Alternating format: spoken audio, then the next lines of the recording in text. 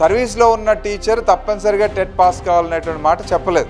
నిర్లక్ష్యం అనాలా లేకపోతే వాళ్ళ అవగాహన రాజ్యం అనాలా ఏమైనా సరే ఇవాళ ఉపాధ్యాయులు బలి కావాల్సిన పరిస్థితి వస్తుంది. 2 ఏళ్లలో వీళ్ళు పాస్ కాకపోతే వీళ్ళని ఉద్యోగాలను తొలగిస్తే అప్పుడు కాబట్టి కొత్త టీచర్లు ఏమైనా రిక్రూట్ చేసుకుంటారు. కేవలం ఈ ఒక్క రాష్ట్ర ప్రభుత్వమే కాదు, ఇవాళ అన్ని రాష్ట్రాల ప్రభుత్వాలు కూడా రివ్యూ పిటిషన్ వేయాలి, కేంద్రం కూడా రివ్యూ పిటిషన్ వేయాలి. జీవితంలో ఏనాడు కూడా ఏ సబ్జెక్ట్ టీచ్ చేయనటువంటి సబ్జెక్టులు కూడా ఇవాళ టెస్ట్ చేయబడాల్సినటువంటి పరిస్థితి ఉంది. టెట్లో ముందు ఎన్సిటి సిలబస్లో మార్పులు జరగాల ఒక భాగం, ఇప్పుడు టెట్ పెట్టి పాస్ కావాలని అనటం కరెక్ట్ కాదు. టెట్ క్వాలిఫై అయినంత మాత్రం ఉద్యోగం ఇవ్వట్లేదు. Welcome to Pallavi TV. మనం చూస్తున్నాం ఉపాధ్యాయ లోకంలో ఒక ఆందోళన నెలకొంది. అదేంటంటే టెట్, ఉపాధ్యాయ అర్హత పరీక్ష, టీచర్ ఎలిజిబిలిటీ టెస్ట్ అనేది ఆందోళన నెలకొంది. ప్రతి టీచరు ఖచ్చితంగా టెట్ క్వాలిఫై ఉండాల్సిందేననేది 2 ఏళ్ళ ఈ సంవత్సరం సెప్టెంబర్ 1 నుంచి 2027 లోపు ఈ 2 ఏళ్ళలో ఖచ్చితంగా టెట్ క్వాలిఫై కావాలని, లేదంటే వాలంటీర్ రిటైర్మెంట్ తీసుకోవాలనేది సుప్రీంకోర్టు తీర్పు ఇటీవల విడుదలై బయటకు వచ్చినాయి. ఈ సుప్రీంకోర్టు తీర్పు నేపథ్యంలో చాలామంది ఉపాధ్యాయులు ఆందోళన నెలకొంది. 20-30 ఏళ్ళు సర్వీస్ చేసిన తర్వాత ఇప్పుడు టెట్ ఎట్లా క్వాలిఫై కావాలి, అది మాకు సంబంధం లేని సబ్జెక్టులు ఉంటాయి టెట్లో కొన్ని అనే ఆందోళన నెలకొంది. ఈ అంశం మీద ఉపాధ్యాయ సంఘాలు కావచ్చు, ఉపాధ్యాయ సంఘాల ప్రతినిధులు కావచ్చు, రాష్ట్ర ప్రభుత్వంతో పాటు అటు కేంద్ర ప్రభుత్వం దృష్టికి తీసుకెళ్ళి దాన్ని సవరించాలి, ఏదైతే నిబంధనలు ఉన్నాయో వాటిని సవరించాలని పోరాటం చేస్తూ ఉన్నారు. ఈ టెట్ అంశం మీదనే తాజాగా ఢిల్లీకి వెళ్ళి ప్రధానమంత్రి ఆఫీస్ కావచ్చు, ఎడ్యుకేషన్ మినిస్టర్ ఆఫీస్ కావచ్చు కలిసి వచ్చినటువంటి యూటీఎఫ్ రాష్ట్ర అధ్యక్షులు చావ రవి గారు మనతో పాటు ఉన్నారు. ఆయన అడిగి తెలుసుకుందాం టెట్కు సంబంధించి వాళ్ళ పోరాటం ఎట్లా ఉండబోతుంది, గవర్నమెంట్ ఎట్లా ఉందనేది ఆయన అడిగి తెలుసుకుందాం. సార్ నమస్తే. సార్ టెట్ మీద ఈ మధ్యలో ఢిల్లీ వెళ్ళినట్టున్నారు మీరు రిప్రజెంటేషన్ ఇవ్వడానికి. ఏం సార్ అసలు టెట్ ఎక్కడ మొదలైంది, ఎన్నడూ లేని ఇప్పుడు ఎందుకు తెర మీదకి వచ్చింది, ఉపాధ్యాయులు ఎందుకు ఆందోళన పడుతూ ఉన్నారు, అది దాని సాధ్యాలు ఏమున్నాయి? ముఖ్యంగా 2009లో కేంద్ర ప్రభుత్వం విద్యా హక్కు చట్టం చేసింది. ఆ చట్టం 1/4/2010 నుంచి అమల్లోకి వచ్చింది. విద్యా హక్కు చట్టం సెక్షన్ 23లో ఉపాధ్యాయుడి అర్హతలకు సంబంధించి ఉన్నది.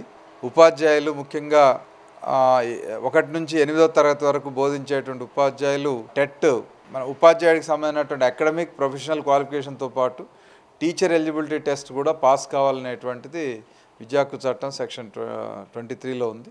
దానికి అనుగుణంగా NCTE national council for teacher education వాళ్ళు ఒక గైడ్లైన్స్ నోటిఫికేషన్ ఇష్యూ చేశారు. ఉపాధ్యాయుడు ప్రైమరీ స్కూల్ టీచర్కి ఏం అర్హతలు ఉండాలి, అప్పర్ ప్రైమరీ స్కూల్ టీచర్కి ఏం అర్హతలు ఉండాలి, సెకండరీ గ్రేడ్ టీచర్కి ఏం అర్హతలు ఉండాలి, ఇవన్నీ కూడా వాళ్ళు నోటిఫై చేశారు. అది ఎప్పుడంటే 23 ఆగస్ట్ 2010, 23 ఆగస్ట్ 2010న ఎన్సిటిఈ నోటిఫికేషన్ ఇచ్చింది. సో ఆ నోటిఫికేషన్ ప్రకారం వాళ్ళు ఆనాడు చెప్పినటువంటిది ఆ నోటిఫికేషన్లో ఉన్నది. ఆ నోటిఫికేషన్ డేట్ నుంచి ఆ తర్వాత టీచర్గా అపాయింట్ అయ్యే వాళ్ళందరికీ కూడా ప్రైమరీ స్కూల్ టీచర్ అయితే ఇంటర్మీడియట్, డిప్లొమా ఇన్ ఎడ్యుకేషన్, అట్లాగే టీచర్ ఎలిజిబిలిటీ టెస్ట్ పేపర్ 1 ఉండాలని, సెకండ్ అంటే middle schools 6th to 8th క్లాసెస్కి అయితే degree, BEd, teacher eligibility test paper 2 ఉండాలని చెప్పింది. అయితే విద్యా హక్కు చట్టంలో చెప్పింది ఏంటంటే ఎవరైతే అన్ట్రైన్డ్ అన్క్వాలిఫైడ్ టీచర్స్ ఉన్నారో ఆనాటికి విద్యా హక్కు చట్టం అమల్లోకి వచ్చే నాటికి అన్ట్రైన్డ్గా అన్క్వాలిఫైడ్ టీచర్స్ ఎవరైతే ఉన్నారో వాళ్ళంతా కూడా 5 ఏళ్ల లోపు పాస్ కావాలా, వాళ్ళ క్వాలిఫికేషన్ ఎక్వైర్ చేయాలన్నారు. అయితే దాన్ని అందరూ అనుకుంది ఏంటంటే 2001లో ఎన్సిటిఈ నోటిఫికేషన్ ఇచ్చే నాటికి ముందు అన్ట్రైన్ టీచర్స్ని తీసుకున్నారు, అన్ట్రైన్డ్ అన్క్వాలిఫైడ్ కూడా అపాయింట్ అయ్యారు. 2001లో ఎన్సిటిఈ దాన్ని రద్దు చేసింది. అన్ట్రైన్డ్ కానీ అన్క్వాలిఫైడ్ కానీ టీచర్స్కి అపాయింట్ చేసుకోవడానికి వీలు లేదని వాళ్ళందరినీ కూడా 2009 దాకా వాళ్ళకి టైం ఇచ్చింది. 2009 వరకు వాళ్ళు పాస్ కావాలనేది చెప్పారు. సో 2009లో ఎప్పుడైతే విద్యా హక్కు చట్టం వచ్చిందో వాళ్ళు ఏం చెప్పారంటే ఎవరైతే ఇంకా అన్క్వాలిఫైడ్గా అన్ట్రైన్డ్గా ఉన్నారో వాళ్ళకి 5 సంవత్సరాలు టైం ఇస్తున్నాం అన్నారు. అది 2015తో అయిపోయింది. 2015లో అయిపోయినా కానీ మళ్ళీ 2017లో మళ్ళొకసారి రైట్ టు ఎడ్యుకేషన్ యాక్ట్ని అమెండ్ చేస్తూ మళ్ళీ ఒక 4 ఏళ్ళ టైం ఇచ్చారు. ఆ 4 ఏళ్ళ టైం కూడా 2019తో అయిపోయింది. ఏది అన్క్వాలిఫైడ్ అన్ట్రైన్డ్. కానీ టీచర్ ఎలిజిబిలిటీ టెస్ట్ కూడా క్వాలిఫికేషన్ కింద తీసుకొని టీచర్ ఎలిజిబిలిటీ టెస్ట్ కూడా పాస్ కావాల్సి ఉంటుంది అనేటువంటి మాట సెంట్రల్ గవర్నమెంట్ కానీ స్టేట్ గవర్నమెంట్ కానీ ఎన్సిటి కానీ పర్టికులర్గా చెప్పలేదు.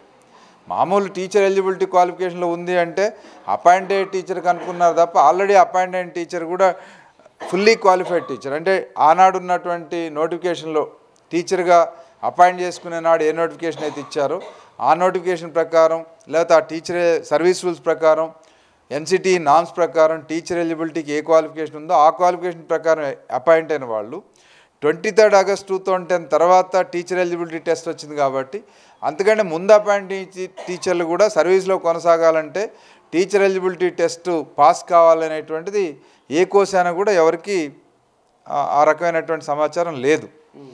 అంతేకాకుండా టీచర్ ఎలిజిబిలిటీ టెస్ట్ కోసం కండక్ట్ చేయడం కోసం ఆనాడు ఉన్నటువంటి ఉమ్మడి ఆంధ్రప్రదేశ్ రాష్ట్రంలో 2011లో నోటిఫికేషన్ ఇచ్చినటువంటి నోటిఫికేషన్ జీవో 51 జీవోలో స్పష్టంగా చెప్పారు.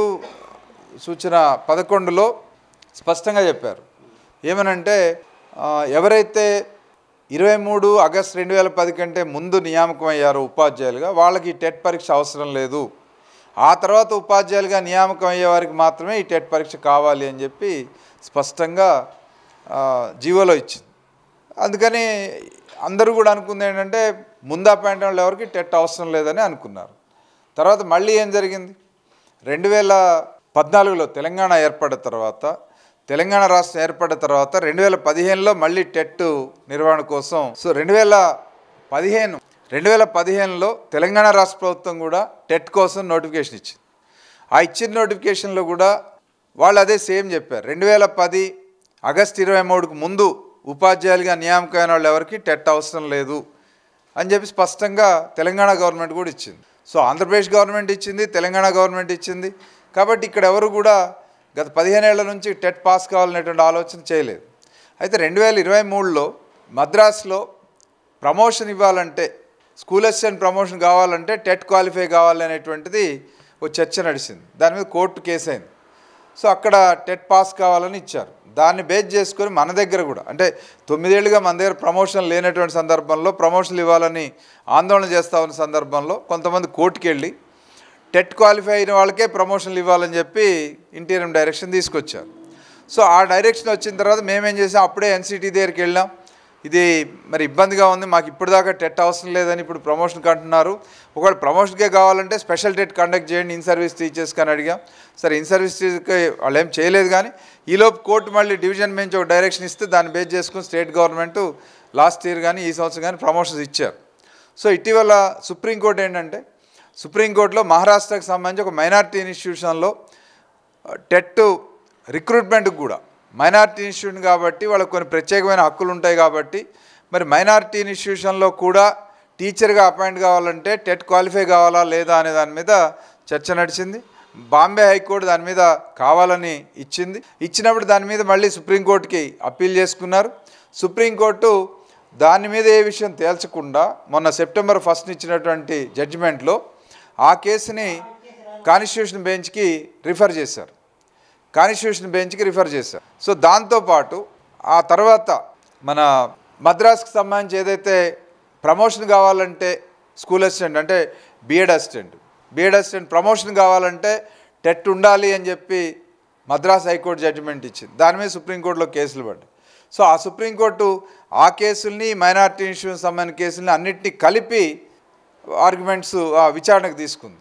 సో దాంట్లో మన సెప్టెంబర్ 1న ఆ జడ్జిమెంట్ ఇచ్చేటువంటి సందర్భంలో ఆ జడ్జిమెంట్లో మన మైనారిటీ ఇన్స్టిట్యూషన్ సంబంధించిన కేసునేమో కాన్స్టిట్యూషన్ బెంచ్ లార్జర్ బెంచ్కి రిఫర్ చేస్తూ ఈ టెట్కి సంబంధించి ప్రమోషనే కాదు, అసలు టెట్కి మొదట 5 ఏళ్ల టైం ఇచ్చారు, ఆ తర్వాత 4 ఏళ్ల టైం ఇచ్చారు, ఇంకా కూడా అన్క్వాలిఫైడ్ ఉన్నారు కాబట్టి ప్రమోషనే కాదు సర్వీస్లో కొనసాగాలంటే కూడా టెట్ పాస్ కావాలి. కానీ కాన్స్టిట్యూషన్ ఆర్టికల్ 142 ప్రకారం మేము మానవతా దృక్పథంతో వీళ్ళకి 2 ఏళ్ల టైం ఇస్తున్నాము. ఎవరైతే 5 ఏళ్ల లోపు రిటైర్మెంట్ ఉందో వాళ్ళకి టెట్ అవసరం లేదు, వాళ్ళు కూడా ప్రమోషన్ కావాలంటే మాత్రం టెట్ క్వాలిఫై కావాలి. మిగిలిన వాళ్ళంతా 5 ఏళ్లకు పైబడి రిటైర్మెంటు ఉన్నటువంటి వాళ్ళు సర్వీస్ ఉన్న వాళ్ళంతా కూడా 2 ఏళ్లలో టెట్ పాస్ కావాలి. 2 ఏళ్లలో టెట్ పాస్ కాకపోతే అంటే జడ్జిమెంట్ వచ్చిన 1 సెప్టెంబర్ 2025 నుంచి 2 ఏళ్ళు అంటే 31 ఆగస్ట్ 2027 ఆ డేట్ లోపు టెట్ పాస్ కావాలి.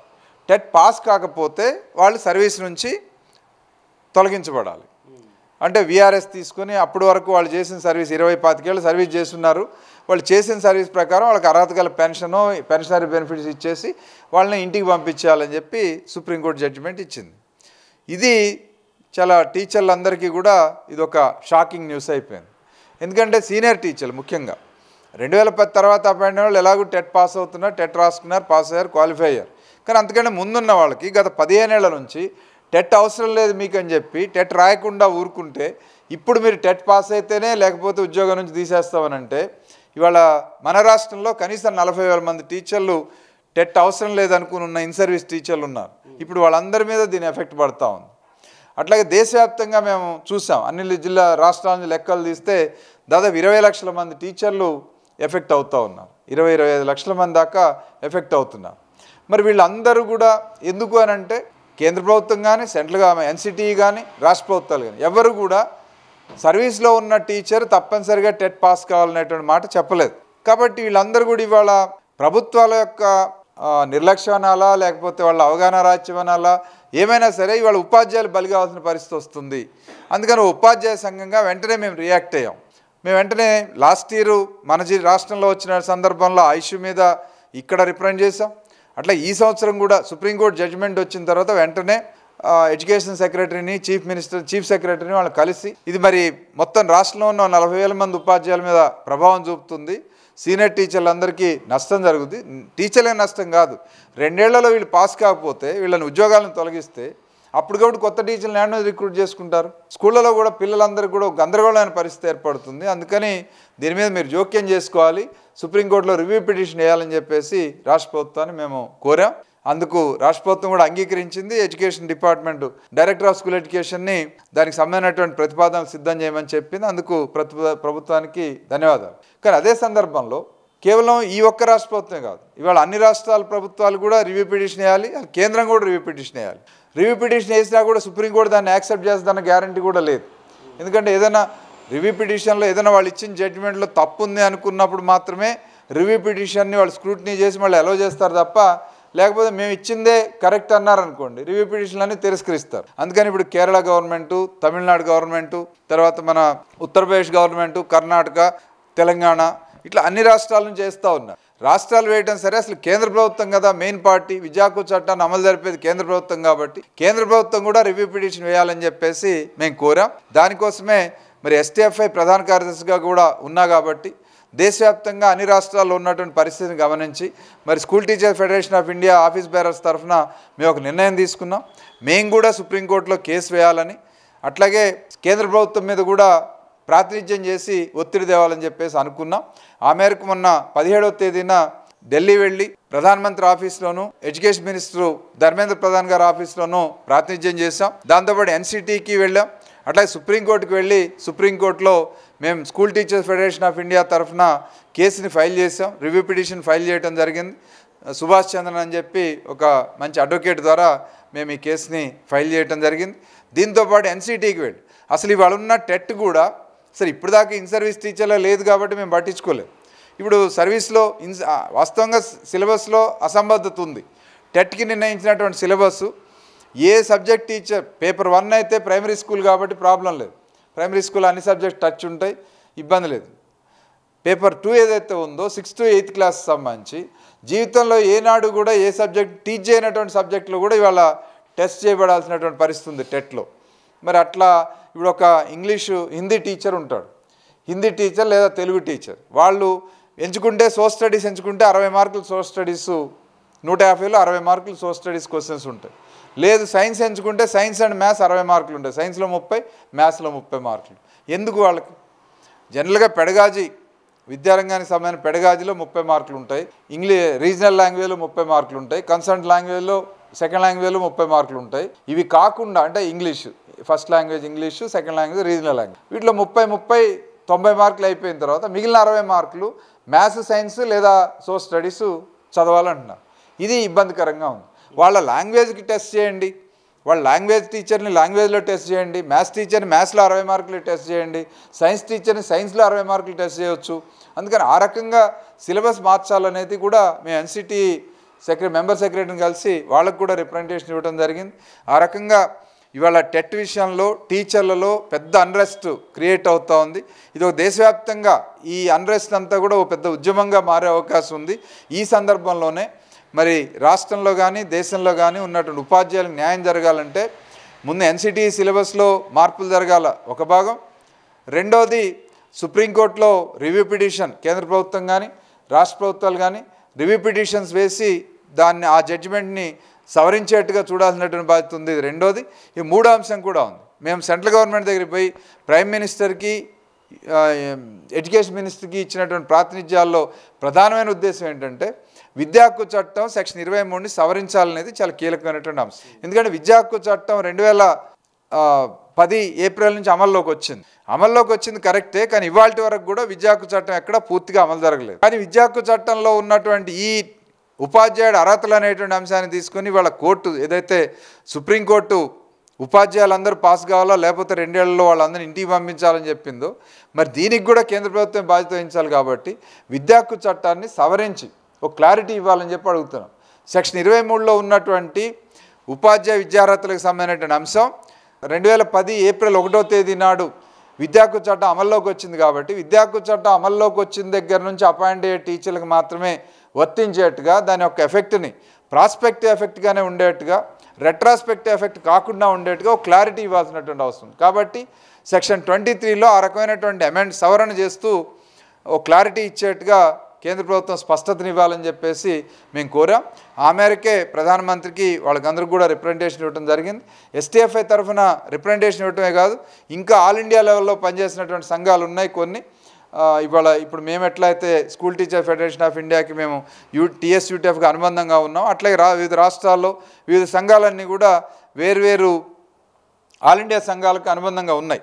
కాబట్టి ఈ ఆల్ ఇండియా సంఘాలతో కూడా ఒక కోఆర్డినేషన్ ఏర్పాటు చేసి అందరం కలిసి ఉమ్మడిగా ప్రధానమంత్రిని, మన విద్యాశాఖ మంత్రిని, విద్యాశాఖ కార్యదర్శిని కలిసి రైట్ టు ఎడ్యుకేషన్ యాక్ట్ ఏదైతే ఉందో 2010 ఏప్రిల్ నుంచి అమలు జరుగుతున్నటువంటి ఆర్టీ యాక్ట్ 2009 దాని సెక్షన్ 23ని అమెండ్ చేయడం కోసం పార్లమెంట్లో అమెండ్మెంట్ బిల్ పెట్టాలని చెప్పేసి కేంద్ర ప్రభుత్వం మీద ఒత్తిడి తీసుకురావడం కోసం మొత్తం అన్ని జాతీయ స్థాయి సంఘాలతోటి కోఆర్డినేషన్ కోసం కూడా ప్రయత్నం చేస్తూ ఉన్నాం. ఈ అక్టోబర్ దసరా తర్వాత మొదటి వారంలో ఢిల్లీ వెళ్ళి మరోసారి అన్ని సంఘాలతోటి కోఆర్డినేట్ చేసుకొని ప్రధానమంత్రిని లేకపోతే ఎడ్యుకేషన్ మినిస్టర్ని కలిసి రిప్రజెంట్ చేయడం కోసం కూడా ప్రయత్నం చేస్తూ ఉన్నాం. ఏమైనా ఇది దేశవ్యాప్తంగా ఈరోజు 20-25 లక్షల మంది ఉపాధ్యాయుల మీద ప్రభావం చూపేటువంటి ఈ అంశాన్ని మానవతా దృక్పథంతో కానీ లేదా సహజ న్యాయ సూత్రం ప్రకారం చూసినా కానీ ఇవాళ సర్వీస్లో ఉన్న టీచర్లను ఎవరిని కూడా ఇప్పుడు టెట్ పెట్టి పాస్ కావాలని అనటం కరెక్ట్ కాదు. ఇవాళ జడ్జెస్ కావచ్చు, లేదంటే ఐఏఎస్ ఆఫీసర్లు కావచ్చు, ఎవరైనా సరే గతంలో వాళ్ళు ఏదో పరీక్ష రాసి పాస్ అయ్యారు, ఇవాళ వాళ్ళు ఆ పొజిషన్కి వచ్చారు.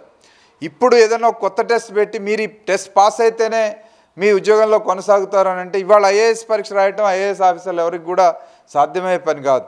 అట్లాగే జడ్జెస్ కూడా ఇవాళ జడ్జిగా రిక్రూట్ అయిన తర్వాత మళ్ళీ ఇంకేదో మీరు పరీక్ష రాయాలి అని అంటే అది అందరూ కూడా రాసి పాస్ అవ్వడం అనేది సాధ్యమయ్యే పని కాదు. అందుకని దాన్ని సవరించాల్సిన అవసరం ఉంది. అట్లాగే ఎన్సిటి కూడా ఈరోజు టెట్ సిలబస్లో ఎక్కడా లేనటువంటిది 150 మార్కులు 90 మార్కులు వస్తేనే జనరల్ కేటగిరీ అభ్యర్థులు పాస్ అవుతారు, క్వాలిఫై అవుతారు. అంటే 60% మార్క్స్ రావాలి. ఎక్కడ ఏ క్వాలిఫైయింగ్ ఎగ్జామ్లో కూడా 60% మార్క్స్ ఉండవు. ఎక్కడైనా 35-40% మార్క్స్ క్వాలిఫై అవుతుంది. ఎందుకంటే టెట్ క్వాలిఫై అయినంత మాత్రం ఉద్యోగం ఇవ్వట్లేదు, మళ్ళీ ఫిల్టర్ చేసి డిఎస్సీలు పెట్టి ఫిల్టర్ చేసి ఉద్యోగాలు ఇస్తున్నారు. అటువంటిప్పుడు టెట్లోనే 60% మార్క్స్ వస్తేనే నువ్వు టీచర్కి ఎలిజిబుల్ ఓసీకి, లేకపోతే ఓబీసీ అయితే 55% మార్క్స్, సెంట్రల్లో స్టేట్లో అయితే 50% మార్క్స్, అట్లాగే ఎస్సీ ఎస్టీస్ అయితే మన దగ్గర 40% మార్క్స్, సెంట్రల్లో అయితే సీటెట్కి అయితే 50% మార్క్స్. ఇది ఎక్కడుంది? ఏ ఉద్యోగానికి లేదు ఇది. ఏ ఉద్యోగానికైనా అప్లై చేసుకున్న వాళ్ళు కట్ ఆఫ్ మార్క్స్ ప్రకారం తీసుకుంటారు తప్ప ఇన్ని మార్కులు వస్తేనే నువ్వు ఎగ్జామ్ రాయాలని ఆల్రెడీ టీటీసీ చేస్తారు, బీఈడీ చేస్తారు, మళ్ళీ టీచర్ ఎలిజిబిలిటీ టెస్ట్ క్వాలిఫై కావాలి. టీచర్ ఎలిజిబిలిటీ టెస్ట్ క్వాలిఫై అయిన వాళ్ళకి టీచర్ ఎలిజిబిలిటీ టెస్ట్లో నుంచి వెయిటేజ్ మార్క్స్ ఇచ్చి డిఎస్సీ కండక్ట్ చేస్తూ ఉన్నారు. డిఎస్సీలో సెలెక్ట్ అయితేనే ఉద్యోగం ఇస్తారు తప్ప టెట్ క్వాలిఫై అయినంత మాత్రం ఉద్యోగం ఇచ్చే అవకాశం లేదు. మరి అటువంటిప్పుడు టెట్ని క్వాలిఫైయింగ్ మార్క్ అనేది ఒక క్వాలిఫికేషన్ 40% అందరికి ఇచ్చినా ఇబ్బంది లేదు, కానీ 60% మార్క్స్ వస్తేనే క్వాలిఫైయింగ్ మార్క్స్ అని అంటాం అనేది చాలా అన్యాయం. అట్లాగే సిలబస్ మార్చాలి. ఈ విషయాలన్నిటి మీద కూడా మేము ఢిల్లీలో వివిధ అధికారుల్ని వాళ్ళు కలిసి రిప్రజెంట్ చేసాం. ఆ రకంగా ఒక బాధ్యతాయుతమైనటువంటి ఉపాధ్యాయ సంఘంగా టీఎస్యూటీఎఫ్ కానీ ఎస్టీఎఫ్ఐ కానీ ఇమీడియట్గా ఈరోజు టీచర్లకు ఏం నష్టం జరగబోతూ ఉందో ఆ టీచర్కి తెలిసేలోగానే ఆ విషయం మీద మేము చేయాల్సినటువంటి ప్రాతినిధ్యాలు చేసాం. ఇప్పుడు టీచర్లను కూడా ఎడ్యుకేట్ చేసి టీచర్లు సరే రేపు జరగబోయేటువంటి టెట్ నవంబర్లో నోటిఫికేషన్ వస్తుంది, జనవరిలో ఎగ్జామ్ ఉంటుంది, రాసుకునే వాళ్ళు రాసుకుంటారు, పాస్ అయ్యే వాళ్ళు పాస్ అవుతారు. కానీ పాస్ కాలేదనే కారణంతో ఏ ఒక్క టీచర్ని కూడా సర్వీస్ నుంచి తొలగించడానికి వీల్లేదు అనేటువంటిది మేము ఈరోజు ప్రభుత్వాలని డిమాండ్ చేస్తూ ఉన్నాం. దానికోసం మేము ఉద్యమ కార్యాచరణ కూడా చేపట్టి దేశవ్యాప్తంగా కూడా టెట్కి వ్యతిరేకంగా రేపు అక్టోబర్ నవంబర్లో దేశవ్యాప్తంగా కూడా కలిసి వచ్చే సంఘాలను కలుపుకొని పోరాటానికి సిద్ధంగా ఉన్నామని చెప్పి కూడా తెలియజేస్తాం. సరే, ఈ టెట్కి సంబంధించి మీరు చేసిన పోరాటంలో రాష్ట్ర ప్రభుత్వం నుంచి రెస్పాన్స్ ఎట్లా ఉంది? అంటే రాష్ట్ర ప్రభుత్వం ఈ అంశం మీద పోరాడేందుకు సిద్ధంగా ఉందా, లేదంటే చూసి చూడనట్టుగా ఉంటుందా? అంటే యాక్చువల్గా ఏంటంటే మేము రాష్ట్ర ప్రభుత్వాన్ని సుప్రీంకోర్టు జడ్జిమెంట్ వచ్చింది 1వ తారీఖు వస్తే 8వ తారీఖు వెళ్ళి కలిసాం. కలిసి సెక్రటరీ కానీ తర్వాత మన జాయింట్ సెక్రటరీ కానీ వీళ్ళు దాన్ని అంత సీరియస్గా తీసుకోలేదు. మేము చీఫ్ సెక్రటరీ గారిని కలిసి ఇచ్చాం. సరే, మొత్తానికి చీఫ్ సెక్రటరీ గారిని కలిసాం, సీఎం ఆఫీస్లో అజిత్ రెడ్డి గారిని కలిసి రిప్రజెంట్ చేసాం. సో చివరికి సీఎం ఆయనే ఎడ్యుకేషన్ మినిస్టర్ కాబట్టి దాని మీద కొంచెం రియాక్ట్ అయ్యారు.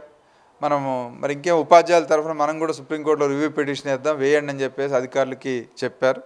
ఇప్పుడు అధికారులంతా ప్రిపరేషన్లో ఉన్నారు. ఎందుకంటే మళ్ళీ డైరెక్టర్ ఆఫ్ స్కూల్ ఎడ్యుకేషన్ వాళ్ళు రివ్యూ పిటిషన్ వేయడానికి పర్మిషన్ కోసం మళ్ళీ ఎడ్యుకేషన్ డిపార్ట్మెంట్కి లెటర్ రాస్తారు సెక్రటరేట్.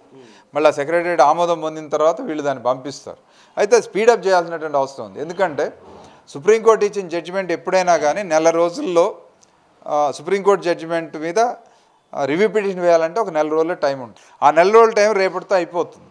కాకపోతే దసరా హాలిడేస్ ఉన్నాయి కాబట్టి ఆ నెల రోజుల్ని దసరా హాలిడేస్ పూర్తయ్యేదాకా 6వ తారీఖు మళ్ళీ కోర్టు రీఓపెన్ అవుతుంది. కాబట్టి 6వ తారీఖుకి ఎక్స్టెండ్ చేశారు. కాబట్టి 6వ తారీఖున సుప్రీంకోర్టులో పిటిషన్ ఫైల్ చేయాలి. లేకపోతే మళ్ళీ కండోనేషన్ తీసుకోవాల్సి వస్తుంది.